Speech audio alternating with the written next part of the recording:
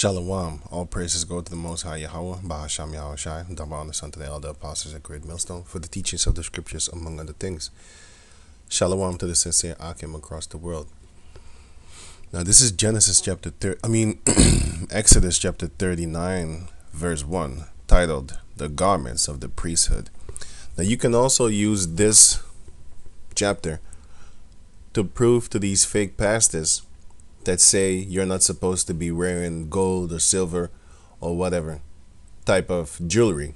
That's a lie, because these are the orders of Yahweh Ba'asham Yahweh Shai, which the Lord commanded Moses to command to the people. Exodus 39 and 1. And of the blue and purple and scarlet they made cloths of service. What service? To serve the Yahweh Ba'asham Yahweh Shai. Because if you read Exodus chapter 29, if I'm correct, Exodus chapter 29, if you don't wear these clothing back in those days, if you don't wear the priestly garment, you will be put to death. Exodus 28 and 31 on down, you will die if you don't wear these garments. And if you're not a Levite priest, right? So going on, to do service in the holy place. What's the holy place? The temple. Exodus 28 speaks about it. I did a video about that, so you can just check it in my, archives, right? Feels good making videos, Feels good going in the scriptures. And made the holy garments for Aaron, as Yahweh commanded Moses. And he made the ephod of gold. So the ephod is this, man, the clothing. So this in itself shows you that all these people that be talking about, you're not supposed to be wearing gold or earrings and stuff like that. Ezekiel chapter 16 cuts that. We are allowed to dress up in gold and stuff like that.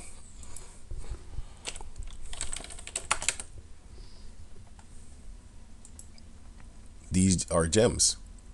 It says Apayad, and it says Chashan. Apayad Chashan. Okay, going on, if I'm correct. And he made the ephod of gold, blue and purple and scarlet, and fine twined linen. Now I'm gonna get this so that you can understand that these are the spectrum of colors in which they were allowed to be made. From blue going to purple going to red, because if you mix blue and red, it turns into purple. So now I'm gonna check the Strongs, which is Exodus 39 and 2. Now if I click on the word blue, which is Hebrew 85 and 404, which says in Thakalath, which says violet. And violet is a form of purple. Which is a very beautiful color, by the way. Yeah, I actually like this color. Actually, this one too. Purple and violet. I actually love purple. I love all colors, actually. It's kind of weird, because in the beginning, I only loved bright red. I remember this. Back in the days, the only color that I really loved was red. And if you put red and black, to me, it's beautiful. Of course, Esau be using red and black for, satanic things and stuff like that. But just like the rainbow is not a sodomite thing. They just made it into a sodomite thing. And now, when you walk around with rainbow clothing, they think you're a sodomite. But you're not. It's just represent the holy covenant that the Heavenly Father had with Noah. But let me go on with Exodus 39. Right, now it says violet. Now, if you check out violet thread, violet stuff, or fabric. Now we check out explanation 2, which says blue. Covering spectrum from brilliant red. Can I mess up that word? Brilliant red through deep purple. Right. That's the whole coloring spectrum. Right. And also the word purple. Check out the word purple here. which is Hebrews 713. Okay, I'm not gonna read all the Hebrew names, but this is Araga Man Aragaman, which is purple, reddish purple. You could say red purple, right? This is what it would be like. Oh no, wait. Let me go back to it. Here. You know, Magneta, violet, and stuff like that. And then you have the last one, which is scarlet, which is red. And it has two definitions. So this is the Hebrew 84 and 38. And this is Hebrew 81 and 44. So go to the 38 first. It says tawalai, warm, scarlet stuff, crimson. Crimson is red. And scarlet is red also, right? And also the other one, which is Hebrew 81:44, which is scarlet, crimson, probably the insect Coccus ilcis. Well, I know I butchered it, but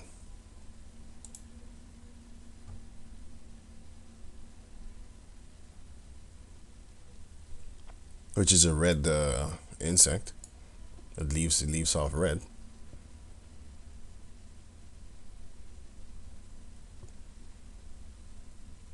And Esau makes red. He makes juice out of this. Wait,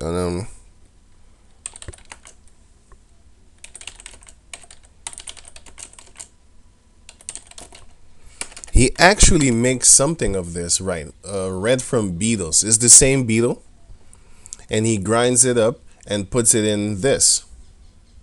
Starbucks swaps crushed beetle dye. Yeah, crushed beetle dye. That's actually what Esau puts in it. Wait, red dye 40 made from beetles. Until 2009, cochineal was one of many dyes that fell under the umbrella term natural color on ingredients list. Cochineal, whatever, may be made from bugs, but other synthetic red dyes such as red number 2 and red number 40, which carry far greater health risks, are derived from either coal or petroleum byproducts. So you're not supposed to be going to Starbucks anyway. This is a cave monkey drink. Don't drink that. Right? Red dye beetle dye. Starbucks admits its strawberry drink is colored with Starbucks admits its strawberry drink are colored with crushed parasitic beetles. Right. So, not gonna go too much in that. You can double check that for yourself. I mean, just go on. I'm already 8 minutes in, and I'm at this third sentence. Right. And they did beat the gold into thin plates and cut it into wires. So, as I was saying, it's from blue to scarlet. That's how the garment was made. Right. Only these three colors. And then, of course, if you mix them, you get other colors. But let me go on. And cut into wires to work in it the blue, and in the purple, and in the scarlet, and in the fine linen with cunning work. They made shoulder pieces for it. To couple it together, by the two edges was it coupled together. And the curious girdle of his ephod that was upon it was of the same. Now the curious girdle, this is the curious girdle, Hebrew 28 and 05. Girdle band, ingenious work. The name of the girdle or band of the ephod. Yeah, the curious girdle. It's just a girdle, but then, especially made to be put on a ephod, which is this. This is the curious girdle. And you had stones, of course, gems and gold and stuff like that. So it is allowed for you to have, how you call those things? It is allowed for you to have jewelry on, you know?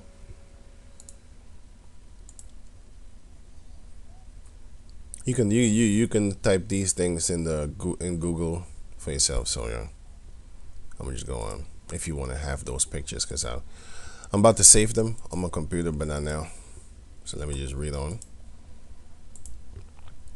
Now it says that was upon it was of the same, according to the work thereof, of gold, blue, and purple, and scarlet, and fine twined linen, as Yahweh commanded Moses. And they wrought onyx stones enclosed in ouches of gold, graven as signets, or graven, with the names of the children of Israel, which means all the 12 tribes. And he put them on the shoulder of the ephod, that they should be stones for a memorial to the children of Israel, as Yahweh commanded Moses. And when it says children of Israel, you should know by now, if you watch all my other videos, it actually says sons. Here, where it says children of Israel, and Hebrew 11 and 21 represents ban, is ban, which means son. This is ban, son, grandson. It's not a child, because a child could be a girl too. Member of a group, well, male member of a group. Son, male child. That's what it means. Grandson, children. No, it cannot be, because if it says here that it is a male child, you cannot automatically call it now a female. It's impossible. Or it is a male child, or it is a female. So that's a lie. Because nowadays they're talking about there are different genders and stuff like that. You know, you have bisexual, asexual, you have unisex. Hey man, listen, this is just garbage. The scriptures is not going into that. And neither should you, neither should we. It's not something that you should actually have in your mind that exists. There only exists a man and a woman. And the thing is, they in themselves make up things. It's like me calling myself Spider-Man. You know? Are you gonna arrest me? Put me in a nut house? Huh? Because if you don't arrest a male that is calling himself a female, if you don't arrest him, then you shouldn't arrest me neither. I'm not hurting nobody, right? Wait, let me go do something. Yeah, sorry about that. Now, it was verse 6. And they wrought onyx stones enclosed in ouches of gold, graven as sigments are graven, with the names of the children of Israel, which are the sons of Israel. And he put them, because only the sons' names are mentioned. Israel, his name was Jacob, and he had 12 sons. That's it. The sons of Israel's names. Because if you check out the Ephod,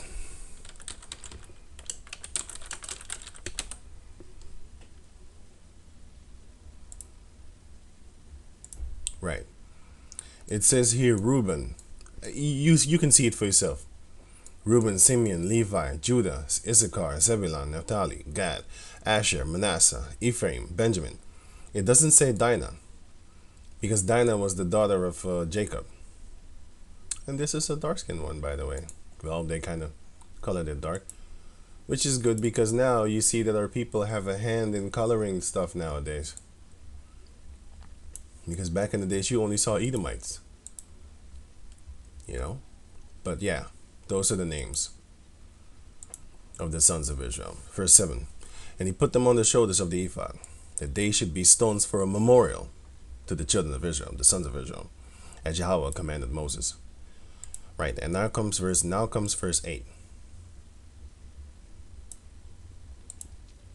which is subtitled The Priest's Breastplate.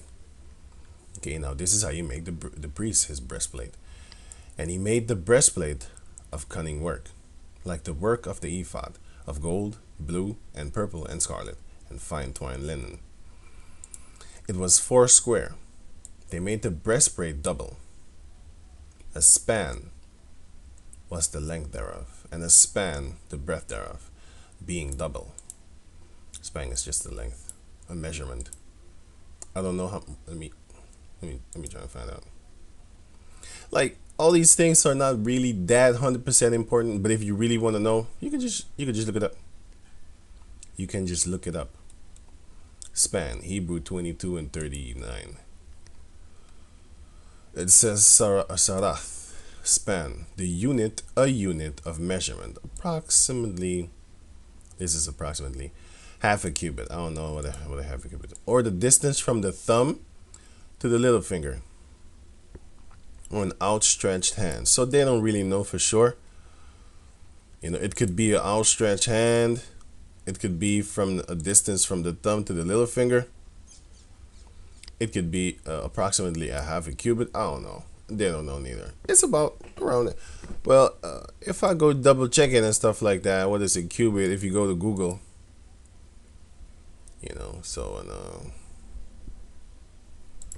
cubit in centimeters. One cubit is about 45 centimeters, maybe 46 centimeters. Yeah, an inch. Oh yeah, I forgot y'all working an inch. 18 inch. One cubit is 18 inch. All right, going on.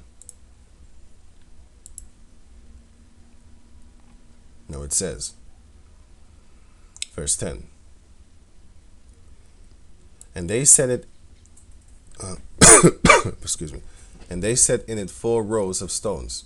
The first row was sardius, a topaz, and a carbuncle. This was the first row. And the second row, an emerald, a sapphire, and a diamond. And the third row, a ligure, an agate, and an amethyst. Hey man, I always have trouble pronouncing that word. Amethyst or something like that, right? Going on. And the fourth row, a beryl, an onyx, sorry, and a jasper. They were enclosed in ouches of gold in their enclosing. And if you want to know what type of stones these are, you already should know that the topaz is yellow, and the carbuncle, kind of forgot that color. Emerald is green, sapphire is blue, diamond is white, actually transparent. Amethyst is purple, jasper is most likely red sometimes, a type of red. Yeah, this. It's actually different because you have brown jasper too. You have different colors of jasper. Right, the beryl is green. Onyx is black. This is a beryl. But you have purple beryl too. But this is talking about the green one. Right, verse 14. And the stones were according to the names of the sons of Israel. 12. Here you have it again. Here it shows you that when it's talking about the children of Israel, it's talking about the sons of Israel. Because I just showed you that the sons... Did I click it? Oh, I was just thinking that I clicked it away. Right, Genesis 28, by the way. Exodus 28. I just read that. Well, not just, but I made a video about that, so you can double check that also. But the point is the 12 tribes, the sons of Israel. Right. According to their names, like the engravements of a signet.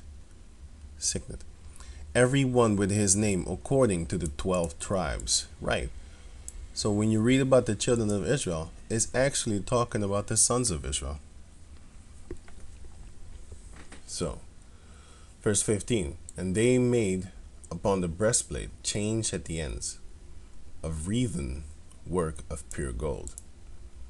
And they made 2 ouches of gold, and 2 gold rings, and put 2 rings in the in the 2 ends of the breastplate. And they put the 2 wreathen chains of gold in the 2 rings on the end of the breastplate. And the 2 ends of the 2 wreathen chains they fastened into the in the 2 ouches. and put them on the shoulder pieces of the ephod before it. And they made 2 rings of gold, and put them on the 2 ends of the breastplate, upon the border of it, which was on the side of the ephod inward.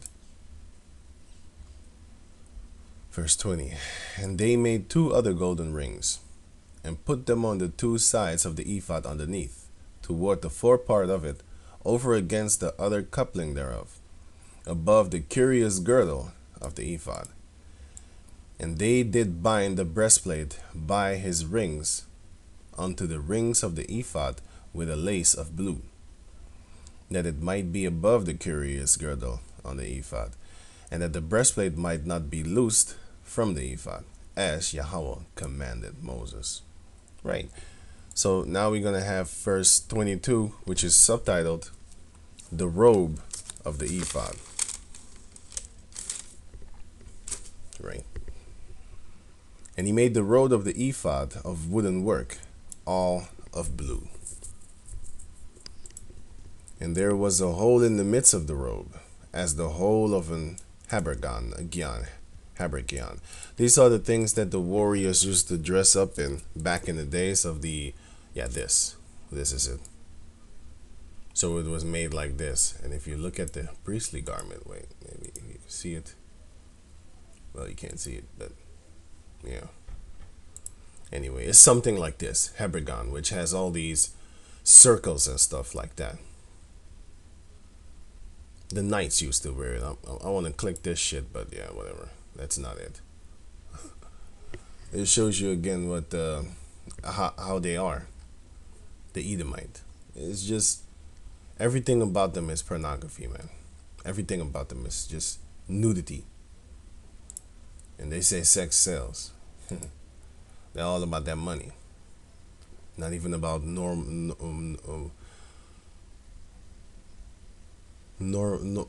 Yeah, morals. Yeah. I was trying to speak Dutch, but yeah, couldn't find the English word to say.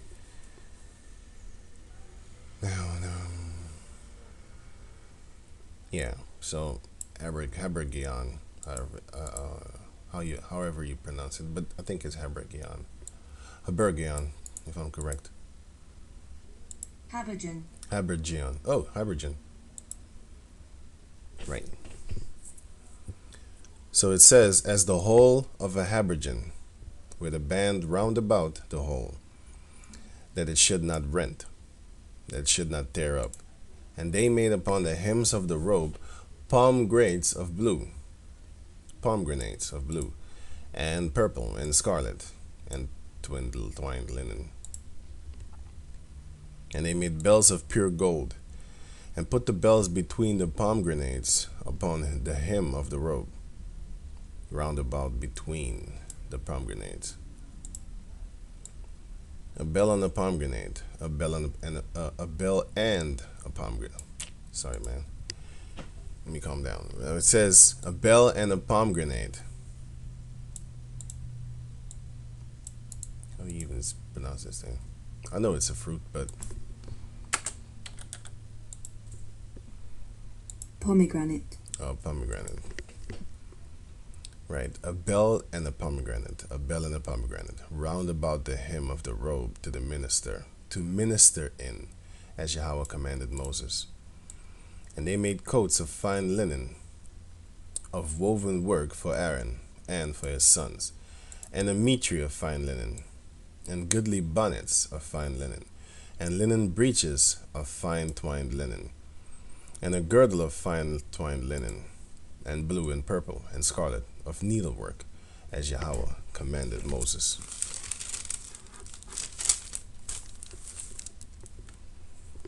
Verse 30. And they made the plate of the holy crown of pure gold, and wrote upon it in writing, like to the engravements of a signet, holiness to Yahweh. And they tied unto it a lace of blue, to fasten it on high upon the mitre, as Yahweh commanded Moses. Right, and now you have an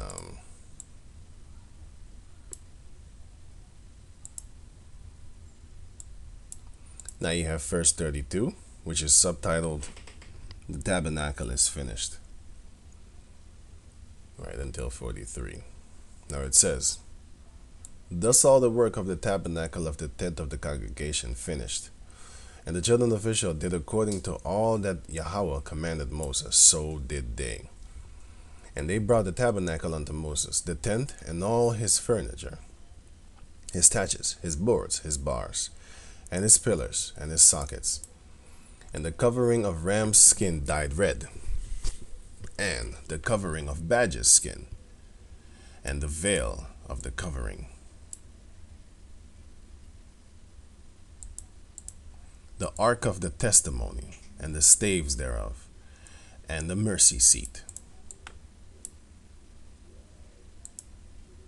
the table, and all the vessels thereof, and the showbread, the pure candlestick, with the lamps thereof, even with the lamps to be set in order, and all the vessels thereof, and the oil for light, and the golden altar, and the anointing oil, and the sweet incense, and the hanging for the tabernacle door, the brassen altar, and his grate of brass, his staves, and all his vessels, the lever, and his foot, the hanging of the court, his pillar, and his sockets, and the hanging of the court gate, his cords and his pins, and all the vessels of the service of the tabernacle, for the tent of the congregation, the cloth of surface to do service in the holy palace, and the holy garments for Aaron the priests and his sons' garments to minister in the priest's office. Right. Badger skin, yeah. According to all that Yahweh commanded Moses, so the children of Israel made all the work. And Moses did look upon all the work, and behold, they had done it, as Yahweh had commanded. Even so had they done it, and Moses blessed them. Yeah, man, so there you have it. That's Exodus chapter 38. 39, I don't know. What the, but anyway. Yeah, Exodus chapter 39. Because I was thinking that, mind is not focused. But yeah, there you have it. Hebrew Israelite version of reading the Bible. With the understanding that this is talking about our dark-skinned people. The people that are slave descendants. The so-called Native Americans and the Negros, Latinos, and Indianos. And their children on their father's side. On the side of the sons of Israel. Because all the sons of Israel, all the sons of Israel, the 12 sons, all of them, how you call it, they didn't have Israelite wives. They just took wives. So that shows you it is the man that creates the nation. And when we was like full, when we had a lot of offspring, then we start making each other with our own people, and then we kept it basically in the family. So if you have a so-called slave descendant wife, or a so-called a so-called Native American wife, or one of them Latin speaking tribe wives, that their ancestry goes back to Jacob, basically you're having sex with your cousin.